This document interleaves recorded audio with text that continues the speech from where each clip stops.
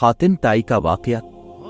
हातिम ताई कोई अफसानवी कहानी का किरदार नहीं बल्कि हकीकी तारीखी शख्सियत है, जो 6ठी सदी ईस्वी में यमन के तय कबीले का सरदार था। हातिम का पूरा नाम हातिम बिन अब्दुल्ला बिन साद इब्न इज़म अल-ताई था। हातिम की मां निहायत ही दौलतमंद और सखी खातून थी, जिनकी वफात के बाद हातिम के भाइयों ने इसका माल रोक लिया और हातिम पर बेशुमार जुल्म ढाए। हातिम को सखावत विरासत में मिली थी, यही वजह थी कि वो जवान होकर निहायत ही सखी शख्स साबित हुआ। हातिम ने सखावत में इस कदर मुबालगा किया कि जब वो बचपन में दादा के पास रहा करता था, उस वक्त वो अपना खाना लेकर बाहर निकल जाता। अगर कोई मिल जाता तो साथ मिलकर खा लेता, वरना खाना न खाता था। यूं हातिम पूरे अरब में मशहूर हुआ और उसकी सखावत के चर्चे आम हो गए।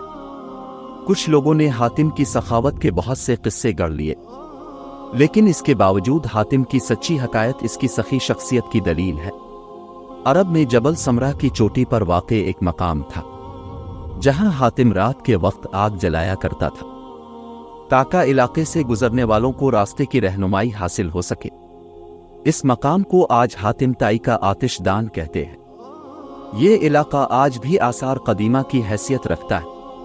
इब्न अराबी के मुताबिक हातिम हर मैदान में कामयाब था, खा वो जंग हो, मुकाबला हो, खेल हो या सखावत हो। ज़माना जाहिलियत में माह रजब का चांद बहुत ही मुक़द्दस माना जाता था, लिहाजा जब रजब का महीना शुरू होता तो हातिम हर रोज़ 10 ऊंट ज़बह करता और लोगों को खाना खिलाता। यूं तो हातिम के सखावत और फराख दिली के किस्से बहुत सारे हैं, लेकिन चंद एक जो बहुत ही मशहूर हैं।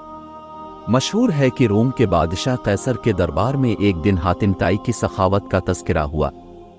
एक शख्स ने बताया कि हातिम के पास उम्दा नस्ल के घोड़े हैं जो निहायत ही खूबसूरत है। हातिम की तारीफ सुनकर बादशाह ने कहा, जब तक किसी आदमी को आजमाया न जाए, उस वक्त तक इसके बारे में कोई राय कायम करना अक्ल के खिलाफ है। बादशाह ने कहा, जाओ और हातिम की सखावत के बारे में हमें मालूमात फराहम करो।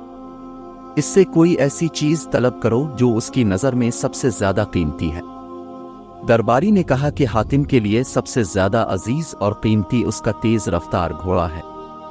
लिहाजा बादशाह ने यह हुक्म दिया कि हातिम से इसका घोड़ा मांगो और मेरे पास लेकर आओ। लिहाजा वजीर के दरबारी कई मंजिलें तय करते हुए रात के वक्त हातिम ताई के घर पहुंचे। जब वो वहां पहुंचे तो मूसलाधार बारिश हो रही थी। ऐसे खराब मौसम में घर से निकलना निहायत ही मुश्किल था। लिहाजा मेहमानों के खाने का इंतजाम करने के लिए हातिम ने अपने घोड़े को ही ज़बह कर दिया और दस्तरखान पर लजीज भुना हुआ गोश्त पेश किया। सुबह के वक्त जब बारिश थमी तो उन वजीरों ने कहा कि हमारे बादशाह के सामने आपके घोड़े की बहुत तारीफ की गई है। बादशाह चाहता है कि आप अपना घोड़ा बादशाह की खिदमत में बतौर नजराना पेश कर दें। वजीर की बात सुनकर हातिम निहायत ही अफसोस के साथ कहने लगा कि वो घोड़ा तो मैंने आपको रात में खुला दिया। वजीर ने कहा, हमारे बादशाह के सामने आपके घोड़े की बहुत तारीफ की गई थी। ये बात अगर बादशाह सुनेगा तो वो आपकी सखावत का भी कायल हो जाएगा। सन 578 ईस्वी में हातिम की वफात हुई। हातिम की वफात के बाद इसका बेटा अदी तय कबीले का हाकिम बना। वो 9 हिजरी में मुसलमान हुए। इनके इस्लाम लाने का वाक़या बहुत ही मशहूर है। अदी अपने कौम के सरदार थे। कौम पैदावार और माल व गनीमत का चौथाई हिस्सा उनके नज़र किया करती थी। उन्हें मुसलमानों से सख्त दुश्मनी थी।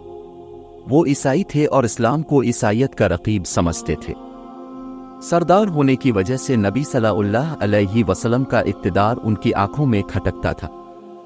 यमन के कबीले तय ने इस्लाम के खिलाफ बगावत की। हज़रत अली इन दिनों यमन के गवर्नर थे। उन्होंने बगावत को ख़त्म किया और बगावत के लीडरों को गिरफ्तार करके मदीना भेज दिया। इनमें अदी की बहन सफाना थी, यानी सफाना बिन्त हातिम। वो भी नबी सल्लल्लाहु अलैहि वसल्लम के सामने पेश की गईं। उन्होंने कहा कि मैं सखी हातिम ताई की बेटी हूँ। मेरा बाप भूखों का पेट भरता था और गरीबों पर रहम करता था। इस पर नबी सल्लल्लाहु अलैहि वसल्लम ने फरमाया, तेरे बाप में मुसलमानों की सी खूबियाँ थीं। अगर तेरा बाप मुसलमान होता तो यकीनन हम इस पर रहम का मुआमला ही फरमाते। इस लड़की को रहा कर दो, क्योंकि इसका बाप आला अखलाक का मालिक था और अल्लाह आला अखलाक को पसंद फरमाता है।